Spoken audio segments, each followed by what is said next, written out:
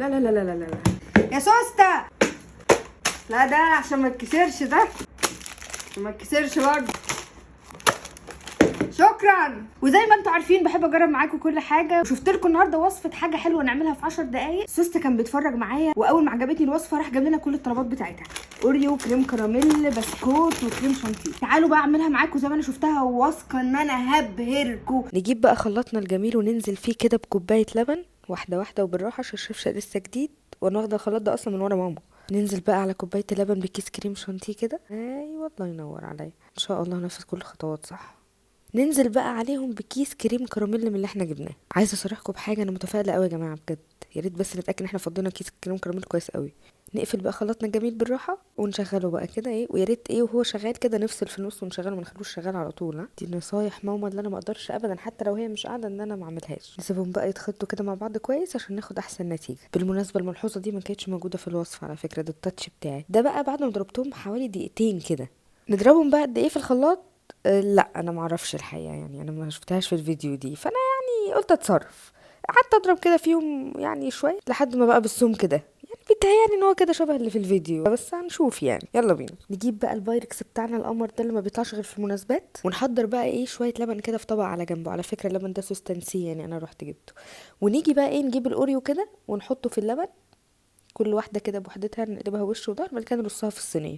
وهكذا كل كميه الاوريو بتاعتنا، احنا المفروض نملى ارضيه بقى الصينيه بتاعتنا كلها اوريو، هكذا لحد ما نخلص الكميه بتاعتنا. ودي اول طبقه. وزي ما انتم شايفين سوسته جاب لنا باكوين بس اوريو، والصينيه طلعت محتاجه اكتر من كده. طب هنعمل ايه بقى في الحته الفاضيه دي؟ قررت استمر بقى في ابداعاتي ومجهودي الذاتي والتاتش بتاعي، وكملتها بسكوت الحقيقه، وان شاء الله اتمنى انه يكفي بقى الطبقه التانية. جبت كده البسكوت وحطيته برده في اللبن، وزودت الحته اللي كان ناقصها اوريو، وبقت اول طبقه عندنا جاهزه اهي وزي القمر. نجيب بقى الخليط اللي احنا عملناه اول حاجه وننزل بنصه بس على الطبقه بتاعتنا اللي جهزناها كده، ونفردها ونسويها على كل الصينيه كده ونفردها.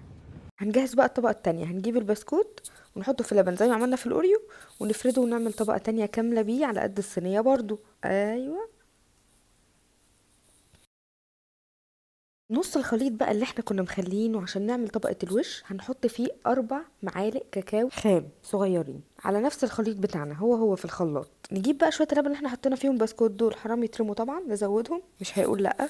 ونضرب بقى تاني مع بعض كل ده، ومش محتاجة طبعا اوصيكم ان هو برضو بالراحة على الخلاط. نجيب بقى البتاع بتاعتنا دي، على فكره هي ما كانتش كده يعني فقدت نصها في تجربه من تجاربي. هو سوسته تقريبا راح يجيب ملقاش كاكاو خام، بس انا حطيت كاكاو عادي واتصرف. بعد بقى ما عملنا خليط الكاكاو مع الكريم شانتيه والكريم كراميل، ننزل بقى بيه، ودي اخر طبقه هنحطها على البسكوت من فوق.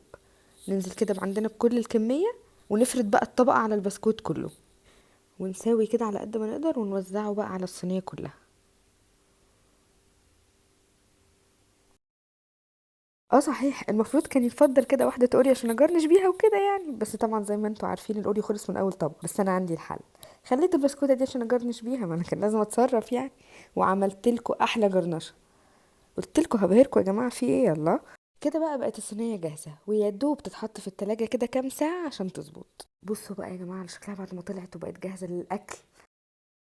في الوصفه كان المفروض اسيبها ساعه في الفريزر، فالمهم حطيتها 5 ساعات في التلاجة. بصوا شكلها مغري ومخليني متشجعه ادوقها. مسكت نفسها. تعالوا بقى ايه، دي حته البسكوت تقريبا، فناخد حته من النص عشان نضمن ان هي فيها اوريو وفي نفس الوقت فيها بسكوت.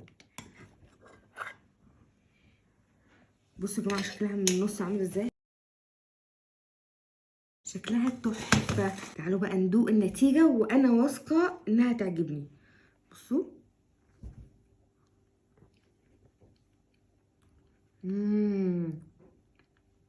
جماعه حلوه قوي، لازم تجربوها، جامده يا جماعه، طعمها جامد جامد.